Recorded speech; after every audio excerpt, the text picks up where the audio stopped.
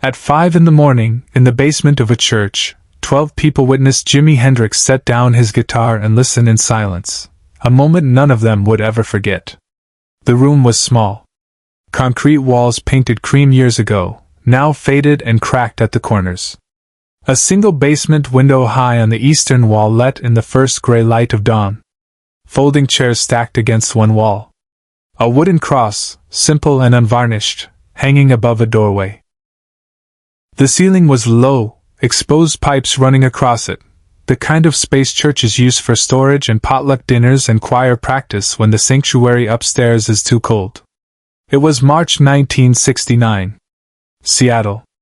Jimi Hendrix had been in town for 3 days, visiting family, avoiding the chaos of fame for 72 hours. No interviews. No photographers.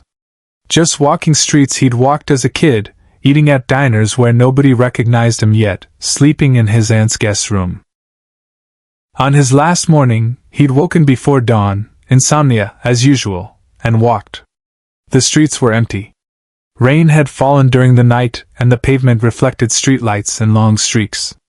He'd walked without destination, his guitar case in his hand because he never went anywhere without it, even at 5 in the morning.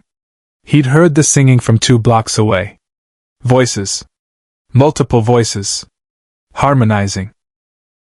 The sound was coming from a small Baptist church on the corner, its basement windows glowing warm yellow in the pre-dawn gray. Jimi had stopped on the sidewalk. Listened. Then walked to the side entrance and followed the sound down a narrow staircase. The church choir was practicing. 12 people. Ages ranging from 17 to maybe 70.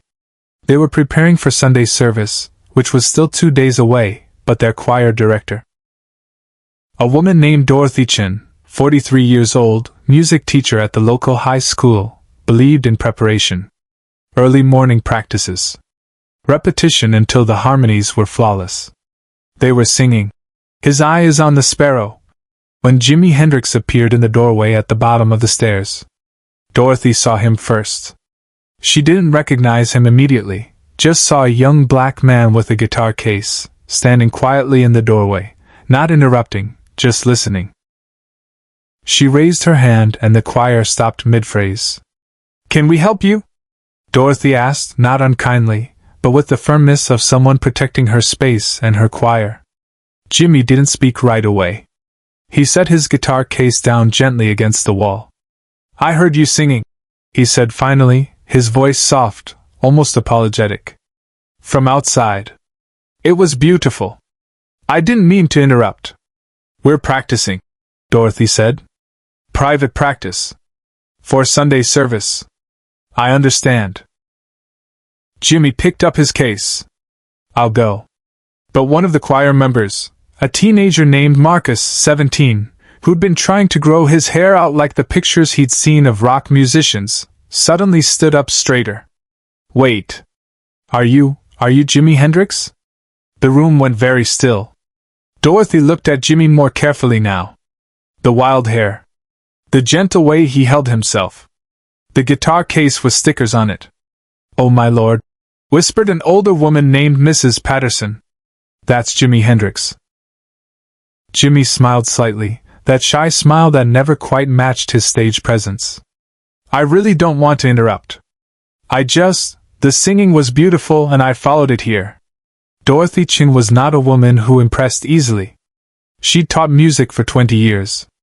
She'd heard every excuse, every attempt at flattery, every young person who thought being talented meant they didn't have to work. But something in the way this famous guitarist stood in her church basement. Humble, genuinely apologetic, making himself small in the doorway, made her pause. "You play guitar?" she said. Not a question. "Yes, ma'am." "Can you play hymns?" Jimi's smile widened slightly. "I grew up in church. I can play hymns." Dorothy considered this. Her choir was tired. They'd been practicing since 4:30. Maybe a little guitar accompaniment would help them find their energy again. "All right," she said. "You can stay. But we're singing for God here, not for show." "Can you play quietly? Background only?" "Yes, ma'am." Hendrix didn't raise his voice. He never needed to. Jimi opened his case and pulled out his Stratocaster. He didn't plug into an amp. There wasn't one in the room anyway. Just the guitar, acoustic and quiet, the sound coming directly from the strings.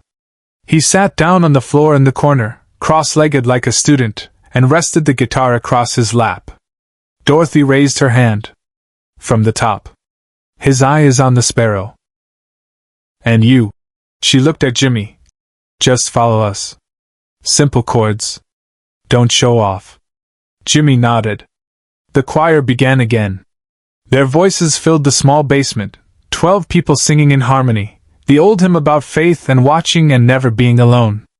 Their voices weren't perfect, some wavered, some were slightly off-pitch, but there was something genuine in the way they sang, something that came from belief rather than performance. Jimi played. Soft. Simple. Just basic chord progressions underneath their voices, so quiet you had to listen carefully to hear the guitar at all. He wasn't performing. He was serving. Making space for their voices. Holding the foundation so they could soar. They finished the hymn. Dorothy nodded, satisfied. Better. Again. Amazing Grace this time. They sang 5 hymns over the next 40 minutes. Jimi played for all of them. Never louder than necessary. Never taking focus. Just steady, supportive, present. Marcus, the 17-year-old, kept glancing at him with barely contained awe. This was Jimi Hendrix, the guitarist everyone talked about, sitting on their church basement floor playing quiet accompaniment like it was the most natural thing in the world. After the 5th hymn, Dorothy called for a break. The choir members moved to get water from a small table in the corner. Marcus immediately approached Jimi. Mr. Hendrix, Marcus said, his voice shaking slightly with nerves. I play guitar too. I'm trying to learn. I've heard your albums. You're incredible. Jimi looked up at the teenager. You practicing? Every day. But I'm not very good. Not like you. How long you been playing? 2 years. Jimi nodded slowly. 2 years is nothing. Keep going. It takes time. But you're already famous. You're the best guitarist alive.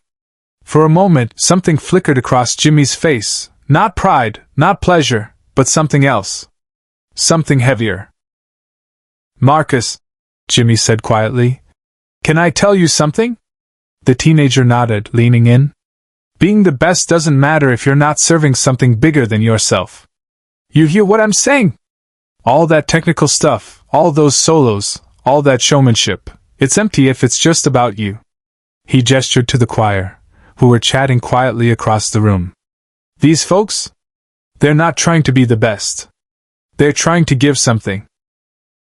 You hear the difference when people sing from that place? Marcus nodded slowly, not entirely sure he understood but sensing something important was being offered.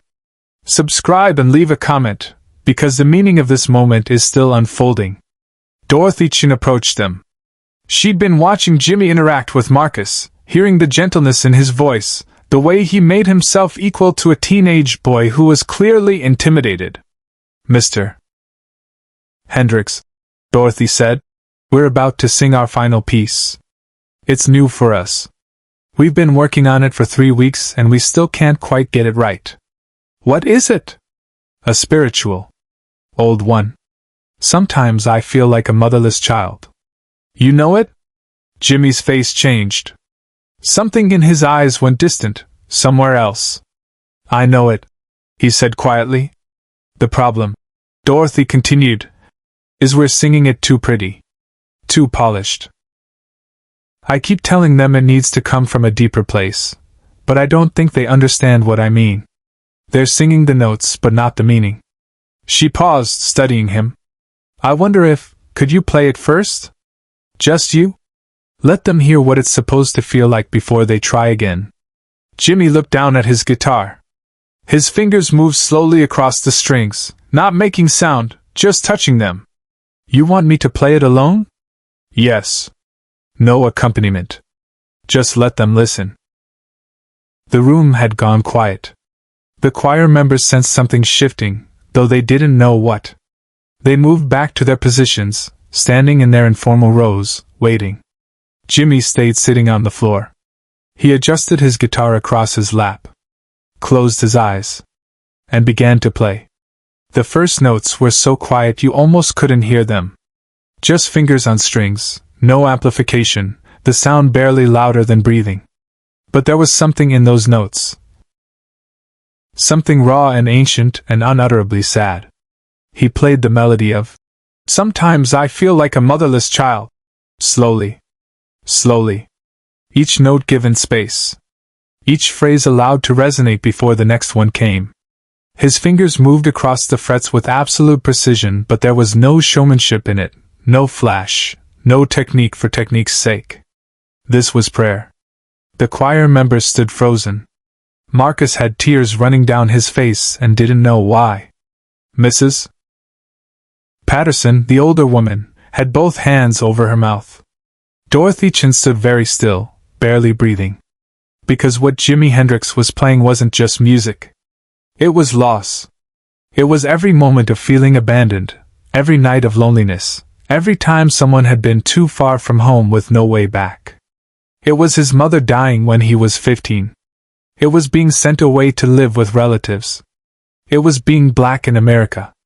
It was being famous and having no one who really knew you. It was every kind of orphaning the human soul can experience. He played for maybe 2 minutes. When he finished, his hands simply stopped moving. He sat with his head bowed, eyes still closed, the guitar resting silent across his lap. No one spoke. No one moved. The basement room hung suspended in that silence, the kind of silence that comes after something sacred has been witnessed. In that quiet moment, Hendrix did something no one expected. Finally, Dorothy Chen found her voice. It came out rough, thick with emotion. "Sing it now," she said to her choir.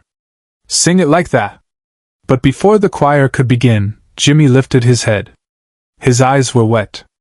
"I can't play it again," he said quietly. "Not right now. You sing it. I'll just listen." He set his guitar down beside him. Not against his body. Not in his lap. Down on the floor, leaning against the wall. And he stayed sitting, hands empty, head slightly bowed. Dorothy understood. She turned to her choir. She raised her hands. And they began to sing. "Sometimes I Feel Like a Motherless Child." They sang it differently now. All the practiced perfection was gone. Their voices cracked. Some of them cried while they sang. They sang it like people who had suddenly remembered what it meant to be far from home, far from safety, far from the people who were supposed to protect you. They sang it like Jimi had played it. From the deep place. From the wound.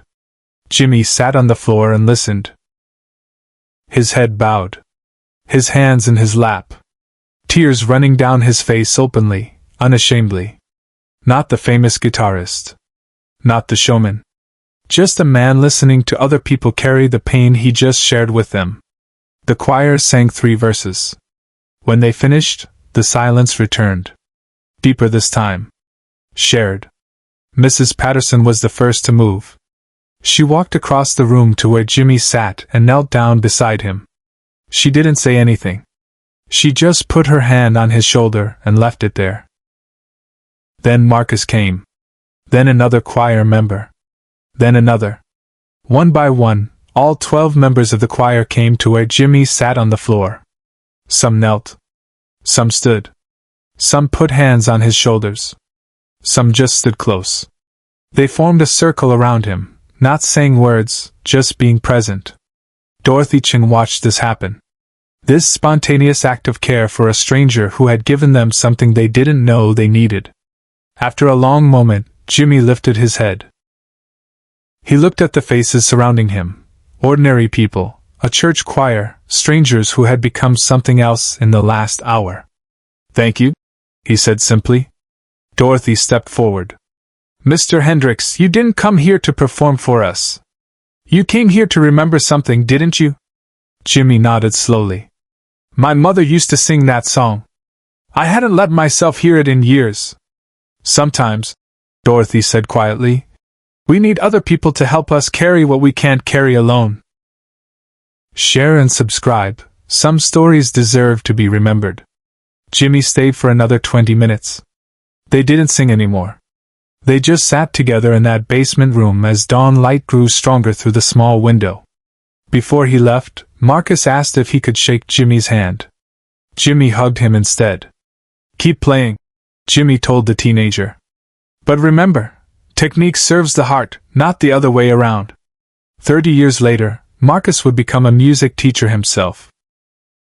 He would tell his students about the morning Jimi Hendrix sat on a church basement floor and taught him that mastery without compassion is just noise. The choir never forgot that morning. Neither did Jimmy.